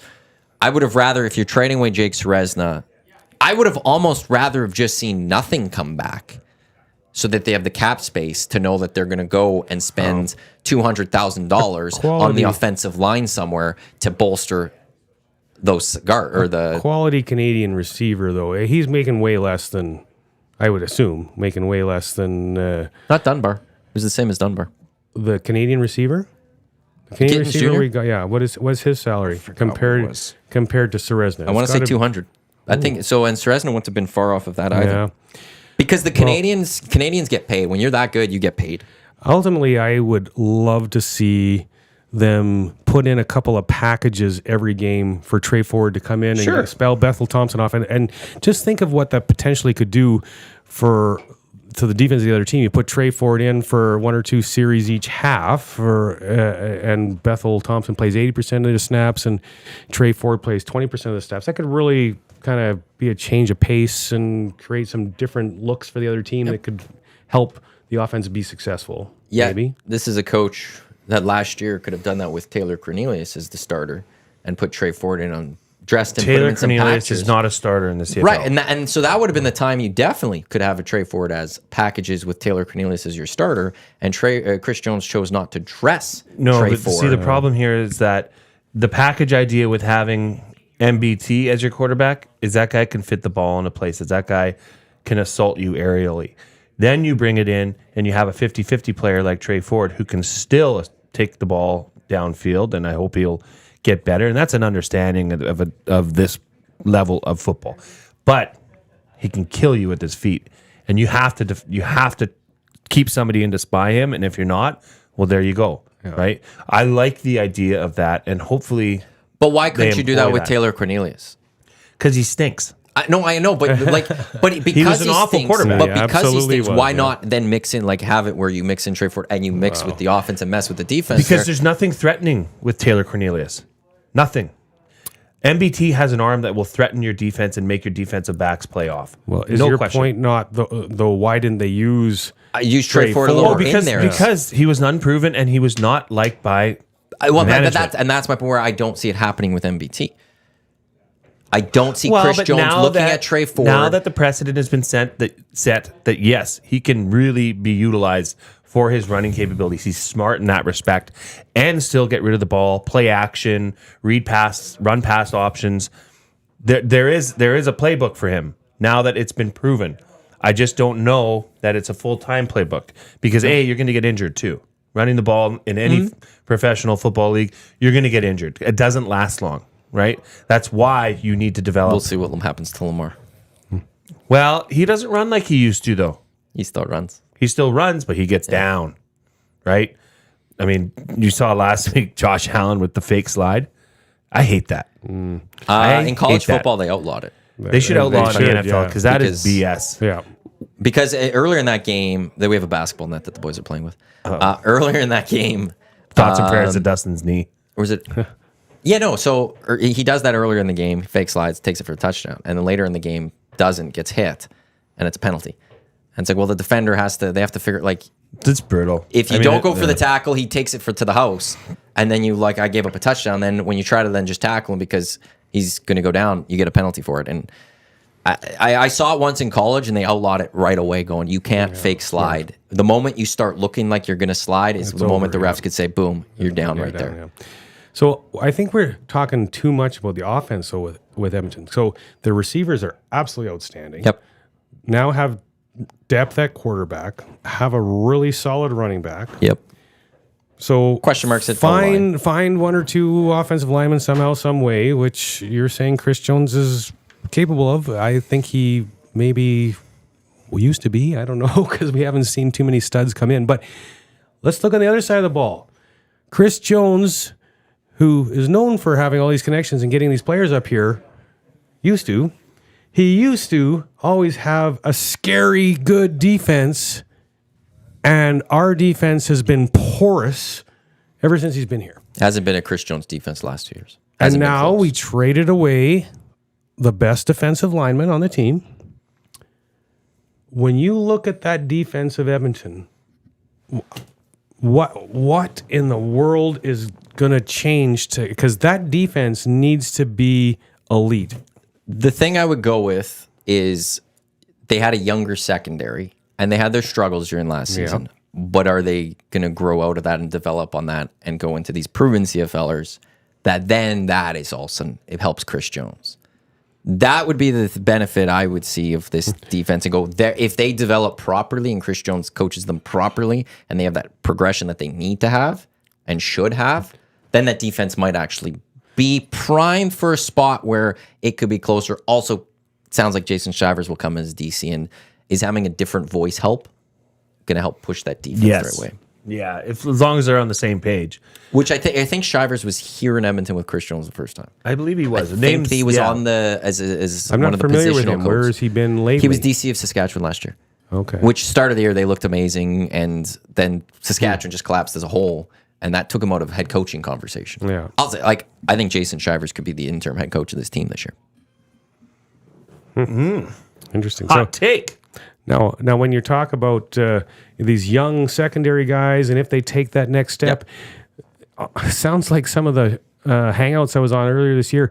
Now, if Broberg takes a step, if Holloway takes a step, then this, that, and the other thing. And if these 3, 4, 5 players can take a step, and maybe we find another player here, that. There's so many question marks on the defensive side of the ball with this team that need answers to know if this team can take that step and be a playoff team. I'm hoping because I'm tired of watching them lose. It sucks watching them lose. I just can't wait all till the free time. agency comes so I could see What the happens. ultimate What the plan is. from Yeah, proven yeah, players. exactly. Because obviously every year there's between last couple of weeks and start of training camp, there's a bunch of press releases that the Elks are going to send out, and we don't know it, but there's 2 or 3 names on there that are actually potentially going to have impacts or put in positions that are going to be important this year. It's just what happens in the CFL. You have those unknown names that show up. When is it? Free agency? But free agency's Feb 12. But with the proven players, I'm intrigued. Are we going to hear that offensive lineman has been brought in? Are we going to hear that this is the replacement for Jake Ceresna? Or are they going to be relatively quiet? And if they are relatively quiet, I will say I'm very concerned about the team this year going into Jake Ceresna had quite a bonus owed to him 50,000, yeah. the following day, right? Yes. That Toronto had So to pay. now Toronto's on the hook for that. So, But he also that had might be your double-digit answer. sacks the last 2 years. Sure. And how do you replace that? Well, you can't keep paying the guys like that. That's once again, that's the CFL now. And it's when you're good, you move on. Then you 'Cause should you're have brought in single-year- McLeod Bethel Thompson at $500,000 and played Taylor Cornelius $100,000, to not and play. instead found a different veteran backup quarterback. Bring in Matthew Schultz if you have to for a little bit as the veteran backup, and start Trey Ford and save some money, and you could keep Jake Ceresna, and you could also go pay someone for the offensive line. And sign Trey Ford to that 5-year extension. You and I were talking about $400 a year, done that. and just keep him here. I just don't see it, guys. You don't see what? I don't see the belief in Trey Ford right now. I'm sorry. Do you see the potential there? I've Is seen there the- anything you've I seen see from the him that says the potential guy for- could not be a starting quarterback for the I Elks see for the the next 10 potential years? for injury. You don't see it out of Jones, but do you see it yourself? If you were in Is Chris he exciting? Jones' Yes. shoes- Is he exciting? Is he a good offensive ball manager? No. He's not. He's exciting. And a lot of his plays that happened were on broken plays where he's scrambling for his life. That's not a game manager. That's excitement. That does not last. That's like the first year of dating somebody and it's all love and bliss. And then In the honeymoon period? In the honeymoon phase. We're in the honeymoon. That changes? Not for guys like me and you, Oh, Murray. I'm okay, saying good, for the for the normal people out there. But no, not for us. Okay, but how much of You're in the honeymoon phase of Trey Ford right now. how much of that is him having to do things because the O-line has just collapsed? And he can't, how much do you not want to see what Trey Ford can Trust do with me. an O-line in front of him and then judge him from there? Trust me, his O-line did not collapse every play. Not every play, but they weren't I know, good but enough. that's from a quarterback that's not willing to stand in the pocket. Like a pocket passer is going to stand in there and take shots after you deliver a ball. That's not a pocket collapsing. That's just the amount of time you have to get rid of the ball. Trey Ford would just ease out of that pocket and open it up because he literally probably couldn't. Once that line comes in, he can't stand in there. He's 5 foot whatever. I mean that literally. I'm not saying that as a dig. No, that's what he is. But you have to get out of the pocket and you have to create your own space at that. It just my main point to you guys is I'd love to believe that. I'd love to have a Canadian quarterback come in. I don't care about the Canadian part. I do. I think that would be phenomenal. His development as a pocket passer just isn't there. So how do you develop if you don't play? That's the thing. Chris Jones has been here for 2 years. He has 8 wins. 5 have been with Trey Ford as his starting quarterback. And That's the what I'm only so- reason he still has a job is because of Trey Ford. Otherwise, he would have got the pink slip last year. So, like, how do we know what he can be? You open up a If you package don't like play- Murray suggested. But- you do a dual quarterback system. And I would love that. I truly would love that. Where you this take year. advantage of but each of Chris their Jones strengths. doesn't believe in Trey Ford, and I don't think we're going to see that at all this year because Chris Jones is going to do anything in his power to not start or not play Trey Ford as a quarterback. That's what it's been shown, and that's where I'm concerned about all of that. Like, I'm fine if they brought in a starting veteran quarterback, but they also announced that Trey Ford is signing an extension for 2 years, and there's the plan. So in that place should make to- you happy. But he's not going to sign with Chris Jones. He's not. Chris Jones Because there's nothing. to him. If I'm Trey Ford and I'm sitting there and going, what is there that Chris Jones has done to prove that he trusts me to one day be the starting quarterback of this team? There's nothing. Why he started game 9 last year after they started 0-8. Chris Jones had nothing else to do. He had to go to Trey Ford because Daggy didn't work and Taylor Cornelius didn't work, and they got shut out for the second straight time. So he had to go to Trey Ford. And what did Trey Ford do? Go wins 4 of the next 6. Or goes 4-6 in the final in the last I 10. believe that he was playing Daggy over Trey Ford. Like, And so, what is wrong with and now him? my fear for the Elks is that 5 years from now we're going to see Trey Ford doing some great things for Hamilton and Ottawa, and Edmonton's going to be sitting there going, "Who's our starting quarterback?" We're still looking for him because MBT's not the answer long term. No, well, he And did sign also, a 1-year deal. He did sign a 1-year deal, let's say it works well. How long is he going to be here? This is a guy that 1 year. contemplated He's 38, retirement. isn't he? 36 at the start of, or in July he'll be 36. Okay. You might get 2 years out of him tops. 2, maybe 3. If it goes really well this year. Right. But then if it goes So now really you've well also this lost year, Jake Seresna possibly to bring in Gittins Jr. because he knows McLeod Bethel Thompson, and you may have lost the defensive lineman for a lot. I think Chris Jones is going full Peter Shelley right now, saving his job, focusing on this season, is hurting this team for the next couple of years. but once again, it's the CFL. You can mix and mingle and move things around so much to its demise, to the fans. Yeah.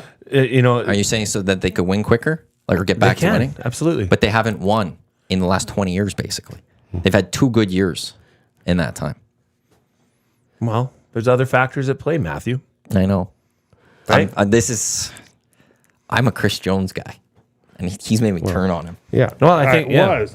Yeah. I Were. can't believe in him anymore. Yeah, it's tough. It's I right now really I can't tough. believe, because here's the one thing also with Chris Jones, he's never actually gotten right with a quarterback ever. Saskatchewan, Edmonton, he's never gotten right as the GM. He's always made the bad decision in that one position. Time's going to tell again this year. Well, I mean, it's just so annoying. Losing. We're on different sides of Trey sucks. Ford here. I know you guys are. 100%. It's I 2 just on don't 1. believe in it. 2 on 1. Yeah, I want Trey Ford. I don't just, guys, look, I'm just You trying know I'm- better, like, you've no, I played. don't know better. You've played. I'm just looking at the sample that I've seen from Trey Ford, and it just does not look like a pro style quarterback, which is fine if you want to be the running guy, but we know. Does he not remind you of Doug Flutie? Sure. Yeah. But Doug Flutie, as much as Doug Flutie ran, Doug Flutie could sling the ball. He absolutely could. Like- And Trey Ford's still young and came up through, CS ball. And maybe this is the only thing, is if they we just need Trey Ford to just grow a little bit more. Bethel Thompson's going to, MBT Mac is going to, just mentor him, which he never had with Cornelius because Cornelius stunk. We all know that. Yeah, there was nothing you could do 1 there. year He, of he has mentorship the talent. It just under never worked. MBT, and then he takes over next year. Like, gosh, please be that, because he's so exciting to watch. He's worth the price of admission. I still think that Trey Ford could sign here. I don't. I don't think that door's I closed. think in 2025, it's either Chris Jones or Trey Ford's going to be here. And I think there's a chance both won't be here either. could very It well would be. be. Because the ownership Heartbreaking. part of this is, I think, also Wow. a factor in all this is. But ownership needs to sell seats, and Trey that's- Ford sells seats. And that's where one thing I'm worried would it be worried about this year is Trey Ford being traded for some sort of asset. I don't think Rick Lawler would allow that I would hope because not. of a sale. I think he said it before Christmas, was saying how Trey Ford is marketable. Actually, if you go to the Elks website, I was on it yesterday. They have at the top, they buy your tickets and stuff. One of the 2 players was Trey Ford in the ad. Like he's Well, the yeah, they marketable know guy. it's exciting. It's an exciting brand of football. And then he could bring a casual fan out and all that. So, like, I don't see, if you're Rick Walsh, I don't think you could allow Trey Ford to be traded, because if you're trying to sell this franchise, somebody wants to come in with that potentially is marketable. Yeah. But I could see that It's one or the other in 2025. And if Chris Jones is still here next year, I could see we're talking about this time of year, where's Trey Ford signing? Or the Elks traded his rights to the Hamilton Tiger Cats because he's going to sign a little deal there. Well, I just looked at their schedule, and they start It's an interesting one. hosting the Rough Riders. Then week 2, they host the Alouettes. Yep. Then they're in Toronto, in tough. BC. Those first 4 weeks, that's an interesting schedule. They can come out of that 500. It's a bye week in week 5. If they're 500 at week 5, are we as Edmonton Elk fans happy? Not unhappy. No, actually, no, I'm not. You're not happy at 2-2 going into a bye week and having Because- played the Alouettes? I think Trey Ford could have done that. I think the Elks this year could be a 500 team with Trey Ford, maybe a game under. And if McLeod Bethel Thompson, I could see this team being a 10-win or 11-win team with him. But I would take the lesser wins for this year if that means I'm seeing what Trey Ford can do long term and might become the starting quarterback. I'll say this. You could also be at a point where week 5, they're announcing a coaching change. Hey, Dusty, They do you could be believe in 1 and Trey 3. Ford? What's that? Do you believe in Trey Ford? I believe in them, but they have a better chance of winning right now with MBT. And I don't argue with that. Yeah. But I kinda look what, like, long term. How about two? I How about 2 look years long from now? term. Like 2 that's years the from now, he could be a stud. see. The face of the league. I hope he that's is. the part. I hope I'm wrong. But the thing is, you could be wrong, By the way, great conversation. and Trey Ford could be doing that with the Hamilton Tiger Cats. Oh, that would and be we're sitting so here in Edmonton heartbreaking. going, "Oh, we're all I'd good with lose it. MBT for that 1 year." And then Chris of Chris Jones, Jones. becomes Eric Tillman 2.0 in Yes. Edmonton, and Danny Machocha. Yeah, but do you think other 3.0? teams in the CFL are going to go ahead and trade and offer Trey Ford more money, given that he's unproven? Where's he going to get his proving from? Well, you got to play at some point to be like Drew Brown just got traded to the Red Blacks. know, so I'm just and he's going to saying, be I the don't- starting quarterback this year because at some point you go to that. Michael Riley came to Edmonton with 2 starts under his belt, And he was a stud. and then he was the Yeah, starter. but he was a backup there for 2 or 3 seasons before. But and, at some point you have to and give was the known chance. that this guy. Yeah, I know it's you can't. That's comparing apples to oranges. It's going to man. be 3 years though of him being a backup after this He year. probably needs that. 3. So, but that's the thing. So at some point though, you have to get the starts. He will. So some team will give him that chance at getting him the starts. I don't know. If the Riders don't figure out the QB situation this year, you don't think they're going for Trey Ford? Absolutely, they would. What happens in Calgary if Jake Merritt doesn't have a good year again? They're not going for another quarterback? Well, we trade Bethel Thompson to him, although he's under a 1-year contract. Chris Jones could be fired by week 5. You talk though. So negative about if they this. go with, you don't think they can go 0-4 in that? Maybe they could. But And I'm Chris Jones saying they doesn't could also survive be. that. They could I tell also you be what, though, 500. You guys, you're talking about where we could be with Trey Ford as a quarterback and where we could be with MBT as a quarterback. I still say it all comes down to the defense. If that defense can't play, doesn't play, I don't care who the quarterback is. They're gonna not gonna win and be 500. I don't care who the quarterback is. If they don't also do stuff on the O-line, they're going to really struggle too still. Right. So it's not football's a team game, man. It's not all on the quarterback, and they have a lot of work to do on both sides of the football to ensure that this is a team that can get back in the playoffs, and they better get back in the playoffs.